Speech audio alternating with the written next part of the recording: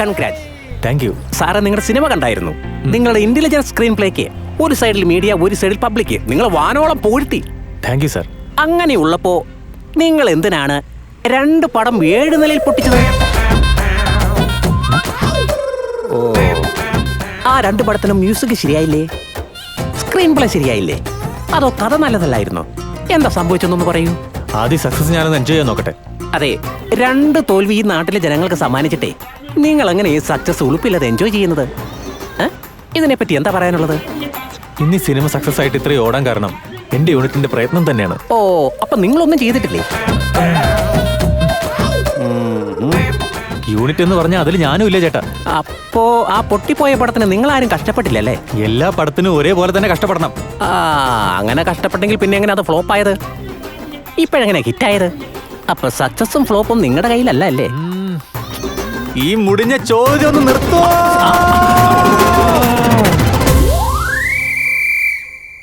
വീണ്ടും അതേപോലത്തെ സ്വപ്നം തന്നെയാ കണ്ടത്? ഓ അതെ അച്ഛാ. സിനിമ 100 ദിവസം ഓടിയ പോലെ നീ സ്വപ്നം കണ്ടല്ലേ? അങ്ങനെയാ കണ്ടത്. 2 സിനിമ 1 ദിവസം പോലും ഓടിയില്ല. ഇനി നിനക്ക് 3ാമതൊരു സിനിമയ്ക്ക് ആരടാ ചാൻസ് തരാൻ പോകുന്നേ? രാവിലെ തുടങ്ങി. ഇതിനാണ് പകൽ സ്വപ്നം എന്ന് പറയുന്നത്. പകലിങ്ങനെ കിടന്നുറങ്ങിയിട്ട് എന്താ കാര്യം? ഈ വീട്ടിലേക്ക് എന്തെങ്കിലും ഒരു പ്രയോജനം വേണ്ടേ? പോരാത്തതിന് ഫാനും ലൈറ്റും. അല്ലെങ്കിൽ തന്നെ നീ കാരണം 2 പ്രൊഡ്യൂസേഴ്സ് കുത്തുവാള എടുത്തു. ഈ വീട്ടിലൊരു കൊന്തില്ലാത്തോണ്ട് രക്ഷപ്പെട്ടു. അല്ലെങ്കിൽ അതും എടുത്ത് വിറ്റ് കറങ്ങി നടന്നേനെ. നീ ഈ സ്വപ്ന ലോകത്തുനിന്ന് പുറത്തു വന്ന് എന്ന് രക്ഷപ്പെടാനാ? ശരീരം ഇറങ്ങി ജോലി ചെയ്യാതെ ഒരിക്കലും രക്ഷപ്പെടാനാവില്ല മോനെ. ഇതൊക്കെ എന്താണ് നീ ചിന്തിക്കാത്തെ? എടാ, പറയുന്ന പോലും കേൾക്കാൻ എങ്ങോട്ടാ പോണേ? എടാ, സ്വപ്നം കണ്ടിട്ട് കാര്യമില്ല. കഷ്ടപ്പെട്ടാലേ ജീവിക്കാൻ പറ്റൂ.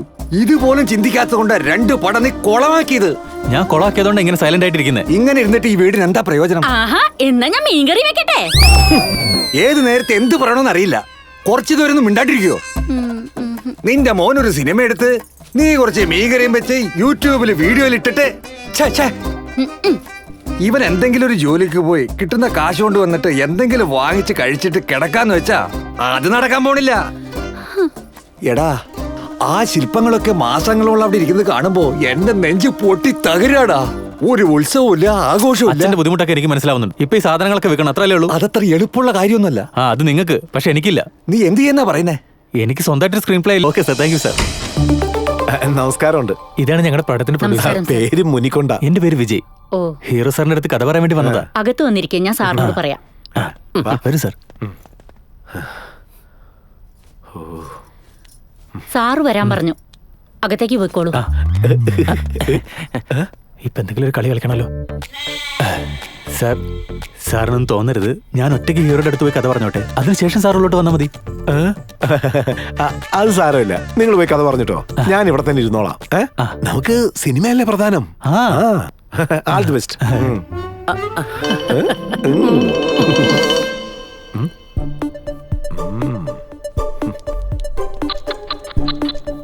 ഇവൻ സമ്മതിപ്പിക്കുവോ? ഇവനെ വിശ്വസിക്കാവോ?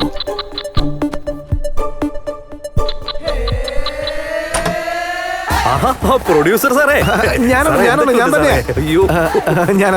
എന്തൊരു ഡയറക്ടറാ അത്. അടിപൊളി കഥയാ സാറേ അത്.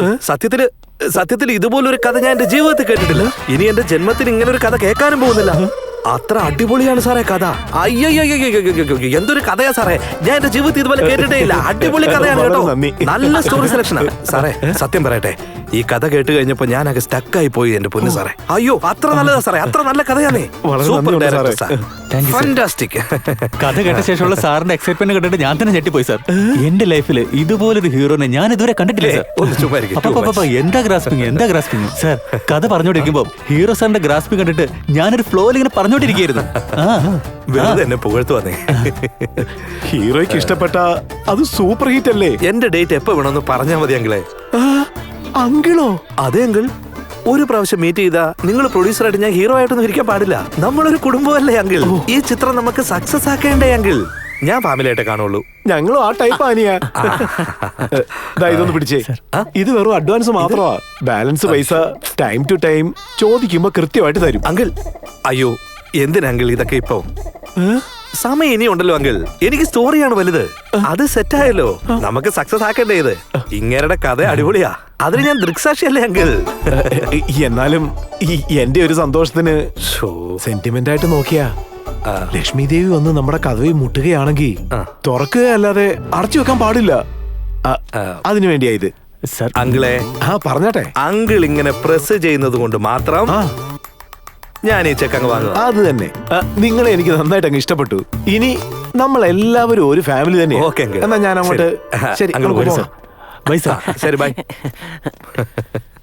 ഹീറോ അടിപൊളിയാ. ഡയറക്ടറിന്റെ സെലക്ഷൻ ഉഗ്രൻ. ഹീറോയ്ക്ക് നിങ്ങൾ പറഞ്ഞ കഥ അങ്ങ് ഇഷ്ടപ്പെട്ടു. കഥ മാത്രമല്ല, ക്യാരക്ടറും ഇഷ്ടപ്പെട്ടു. ഹീറോ അങ്ങ് ആകാശത്തേക്ക് പോയി. എനിക്ക് നിങ്ങളുടെ സെലക്ഷൻ എല്ലാം അങ്ങ് പിടിച്ചു കേട്ടോ. ആദ്യം ഈ ചെക്ക് അങ്ങോട്ട് വാങ്ങിക്കേ. അയ്യോ ഇപ്പഴേ എന്തിനാ സർ? അങ്ങനെ പറഞ്ഞാ എങ്ങനെയാ? ഇപ്പൊ നമ്മൾ എല്ലാവരും ഒരു ഫാമിലി അല്ലേ? ഈ ചെക്ക് അങ്ങോട്ട് വാങ്ങിച്ചു വെക്കേ.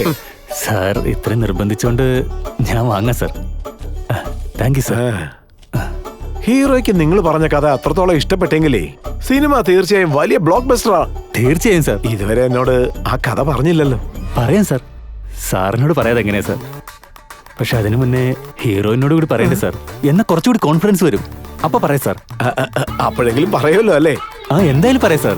എങ്കിലും ഓക്കെ. നിങ്ങളോട് അകത്തേക്ക് വരാൻ പറഞ്ഞിട്ടുണ്ട്. ശരി. വീണ്ടും വേറെ എന്തെങ്കിലും ഒരു കളി കളിക്കണല്ലോ സാർ. ആ ഹീറോയോട് ഞാൻ തനിയെ പോയല്ലേ കഥ പറഞ്ഞത്. സെന്റിമെന്റ്സ് കറക്റ്റ് ആയിട്ട് വർക്കൗട്ട് ആയില്ലേ? ഇവിടെ അതുപോലെ വർക്കൗട്ട് ആവും സാർ, എനിക്ക് ഉറപ്പുണ്ട് സാർ. ഈ സെന്റിമെന്റ് എന്ന് പറയുന്നത് ഫിലിം ഇൻഡസ്ട്രിയിൽ ഒരു പെപ്പർമിന്റാ. ഞാനും അത് ഫോളോ ചെയ്യാറുണ്ട്. നിങ്ങൾ പോയി സംസാരിച്ചിട്ട് വാ. താങ്ക് യു സാർ, എന്നെ ശരിക്കും മനസ്സിലാക്കിയതിന്. എനിക്ക് ഈ നൊര വരുന്ന സോപ്പും പതഞ്ഞു വരുന്ന പാലും കാണാൻ വലിയ ഇഷ്ടമാ.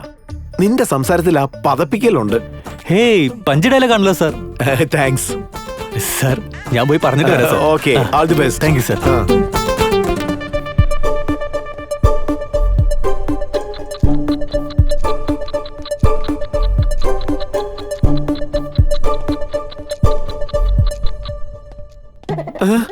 എന്തു പറ്റി? സെന്റിമെന്റ് വെച്ച് നോക്കുമ്പോ ആദ്യം ഹീറോയിൻ അല്ലേ വരേണ്ടത്. പക്ഷെ നിങ്ങളാണല്ലോ വരുന്നേ. എന്താ സെന്റിമെന്റ് വർക്കൗട്ട് ആയില്ലേ? എന്ത് പറ്റിയെന്നൊന്ന് പറ. കഥ അവര് കേട്ടില്ലേ? കേട്ടു സാർ. കഥ കേട്ട് അന്തം വിട്ടുപോയി. പെട്ടെന്നൊരു ശബ്ദം വന്നു. പെട്ടെന്ന് അങ്ങനെ ഒരു ശബ്ദം വരുന്നത്? വെള്ളത്തിൽ വീണു സാർ. അതെങ്ങനെയാ വീണ്? കഥ കേട്ടിട്ട് സാർ. കഥ കേട്ടാ ഇങ്ങനെ വീഴൂ? വീണത് കൊണ്ടാണ് ശബ്ദം കേട്ടത് സാർ. പിന്നെന്താ പറ്റിയത്? അത് കഴിഞ്ഞപ്പോ കല കല കല കല കല എന്നൊരു ശബ്ദമായിരുന്നു സാർ. എന്നിട്ട് താൻ ഒറ്റയ്ക്ക് ഇങ്ങി പോന്നു? ഇല്ല സാർ, അവർ എണീറ്റ് അപ്പൊ തന്നെ വന്നു. അവര് ഓക്കെ പറഞ്ഞില്ലേ? ഓക്കെ പറഞ്ഞു സാർ. കഥ അവർക്ക് ഇഷ്ടപ്പെട്ടോ? അത് എനിക്കിങ്ങനെ പറയാൻ പറ്റും സാർ. ഹീറോയിൻ പറയണ്ടേ? പറയാനൊന്നും വന്നാലല്ലേ? അതാ വരുന്നുണ്ട് സാർ. വന്നു സാർ. പ്രൊഡ്യൂസർ സാറോ? ഞാൻ തന്നെയാ.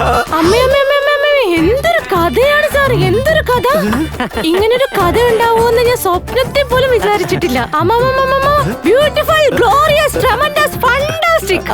അങ്ങനെയാണെങ്കിൽ കഥ ഇഷ്ടപ്പെട്ട് കാണുമല്ലോ അല്ലേ? ഇഷ്ടമായോന്നോ? ഭയങ്കരമായിട്ട് ഇഷ്ടായി. Mind blasting sir. അതിങ്ങെടുക്കടാ സാർ. ഇതൊരു സാധാരണ കഥയല്ല, എന്റെ കരിയർ തന്നെ മാറ്റുവാൻ പോകുന്ന കഥയാണ് സാർ ഇത്. ഇന്ന് ഒരു ചെറിയ അഡ്വാൻസ്. ബാലൻസ് പൈസ എപ്പോ ചോദിക്കുന്നു അപ്പൊ തന്നെ. വേണ്ട സർ, ഇത് ഫ്രീ ആയിട്ട് വർക്ക് ചെയ്യേണ്ട പടം. കാരണം കഥ അതുപോലെയാണ് സർ. ഞാൻ സെന്റിമെന്റ് നോക്കുന്ന ആളാ.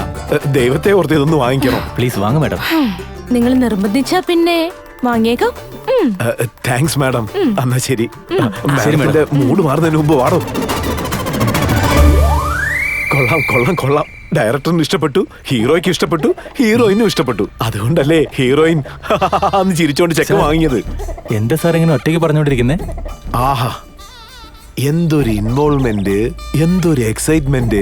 ഏത് സമയത്ത് നിന്റെ കൂടെ സിനിമ ചെയ്യണമെന്ന് ഞാൻ തീരുമാനിച്ചോ അന്ന് മുതൽ കൂടെ ഉണ്ട് എന്റെ ഈശ്വരന്മാരെല്ലാം. ഇതിനൊക്കെ കാരണം ആ കഥയാ. അതെ സാർ. ഇപ്പോഴെങ്കിലും ആ കഥയൊന്ന് പറയോ? സാർ രാഹുകാലം വന്നു സാർ. അടുത്ത് തന്നെ നല്ലൊരു മുഹൂർത്തമുണ്ട്. അപ്പൊ പറയാം സാർ. സെന്റിമെന്റ്സ് എല്ലാം അപ്പൊ നന്നായിട്ട് വർക്കൗട്ട് ആവും സാർ. അയ്യോ, സെന്റിമെന്റ് സെന്റിമെന്റ് തന്നെയാ. കഥ നമ്മുടെ അല്ലേ? സമയം പോലെ ഞാൻ കേട്ടേക്കാം. തൊപ്പി നമ്മുടേതാണെങ്കിൽ എപ്പോ വേണേലും തലേ വെക്കാലോ അല്ലേ? എന്തൊരു ഫ്രൈസാ സാർ. കിടുക്കാച്ചി. കിടുക്കാച്ചി എന്ന് വെച്ചാ എന്താ? അത് വേണ്ട.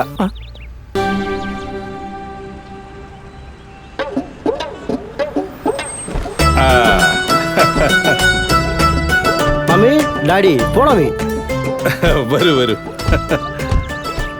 ഭാവി അമ്മായപ്പനും അമ്മായിയമ്മയും. ശരി, അകത്ത് പോയി സംസാരിക്കാം. നമസ്കാരം. വരണം. നമസ്കാരം. വരൂ വരൂ. ഇരുന്നാട്ടെ ഇരുന്നാട്ടെ. വീട് കാണാൻ നല്ല രസമുണ്ടല്ലേ? പെണ്ണെങ്ങനെ ഉണ്ടാവോ? എന്റെ മുന്നിൽ ഐഫോണോ? കോഫി നന്ദി അമ്മായിയമ്മേ. Thank you.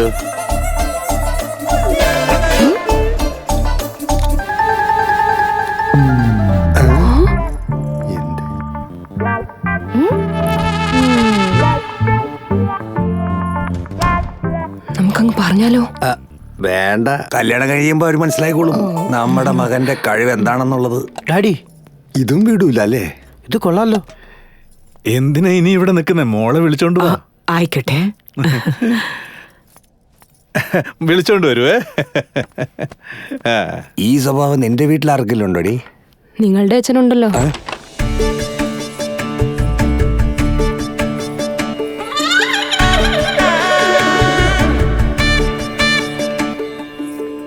അങ്ങോട്ടേക്ക്. എനിക്ക് ഓക്കെയാണ്. അതാ കുട്ടി പറയട്ടെ. അവളത് പറയും.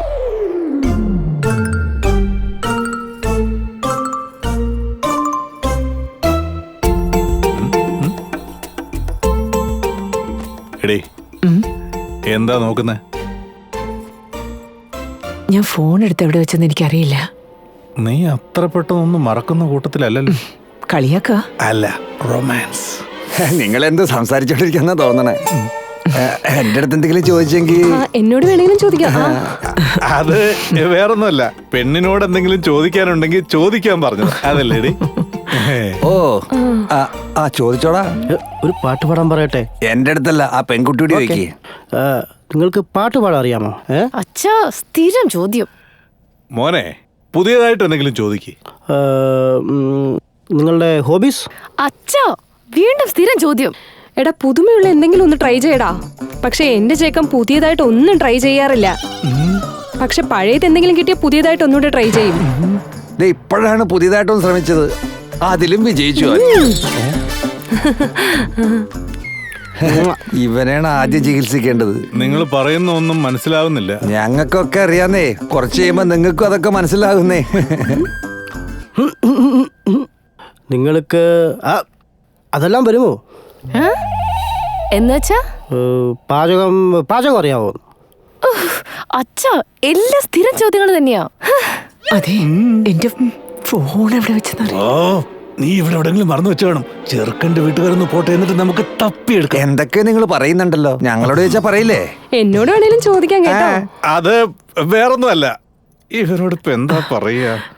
എന്തെങ്കിലും പുതിയതായിട്ടൊന്ന് ചോദിക്കുമോ? ഓ, ഇപ്പോഴും പഴയ സ്ഥിതിയല്ലേ മോനെ? എന്തെങ്കിലും പുതിയതായിട്ട് ചോദിക്കാൻ. നിങ്ങൾക്ക് കൊറോണ ചോദ്യം. ഒരു കണക്കിന് ശരിയാ. ഫോൺ. നീ തീർന്നടാ.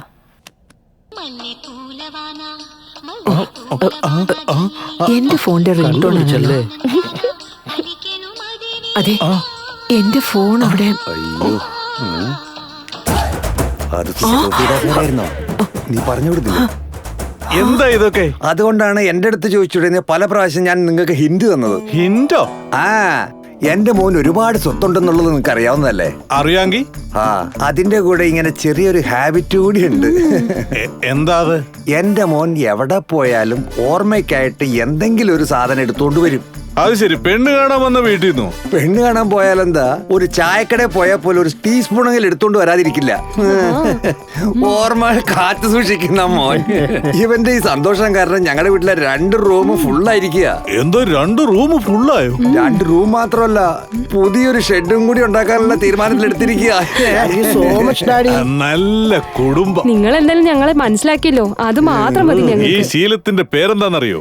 എന്താ പേര്? ക്ലെപ്റ്റോമാനിയ. മലയാളത്തിൽ പറഞ്ഞ മോഷണം. എന്റെ മോന്റെ കയ്യിലെ ഭാഗ്യരേഖ. എഴുന്നേറ്റ് പോടാ കള്ള നാറി. നിക്ക്, എന്താണ് നിങ്ങളുടെ സംസാരത്തിലൊരു മാറ്റം? ഇതെന്റെ ഒരു ഹോബിയാണ്, ഇതിലെന്താണ് തെറ്റ്? It's my memories. മോനെ, ഇത് നിനക്ക് തെറ്റായിട്ട് തോന്നിയിട്ടേ ഇല്ലേ? എടാ ഉവ്വേ, ഒരാൾ തരുന്നതാണ് ഓർമ്മ, ചോദിക്കാതെ എടുക്കുന്നത് മോഷണമാണ്. കക്കാൻ ഇറങ്ങിയിരിക്കുക. മോനെ വിളിച്ചോണ്ട് മര്യാദയ്ക്ക് പൊയ്ക്കോ. ഡാഡി എന്ത് പരിപാടി ഇത്? പെണ്ണ് കാണാൻ പറഞ്ഞിട്ട് ഞങ്ങളെ കള്ളനാക്കുന്നോ? കള്ളനെ കള്ളാന്ന് പറയുന്നത് തെറ്റാണോ? ഞങ്ങളുടെ മോളെ സ്നേഹിക്കാനേ പഠിപ്പിച്ചിട്ടുള്ളൂ, ഒന്നും കക്കാൻ പഠിപ്പിച്ചിട്ടില്ല. കല്യാണം കഴിഞ്ഞ അതോടെ പഠിച്ചു. ഇവളുടെ അടുത്ത് നിൽക്കാൻ പോലും യോഗ്യതയില്ല നിങ്ങൾക്ക്. ഇനി ഇവിടെ ഒരു നിമിഷം നിൽക്കരുത്. പെണ്ണുമില്ല, പെടക്കോഴിയുമില്ല. Get out. എടി നിനക്ക് ദേഷ്യം വരുമ്പോ എന്തോ ഒരു സാധനം പറയുമല്ലോ. I hate you. I hate your family. I തുപ്പ് your family. I double your family. I തു യുവർ ഫാമിലി. ഇയാള് നിർത്തുന്ന ലക്ഷണമൊന്നുമില്ല. അപ്പൊ നമുക്ക് വേറെ പെണ്ണ് പോയി ഓടാ. ഒന്ന് നിക്ക്.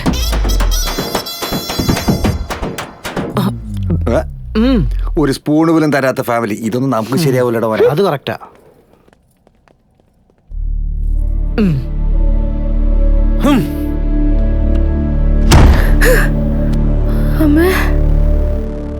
ഇത് ദേഷ്യമല്ല, വേദനയാ. ഇത് പങ്കിട്ടാൽ മാത്രമേ വേദന തീരൂ. കുറച്ചു നേരം സമാധാനമായി അവിടെ ഇരിക്കട്ടെ.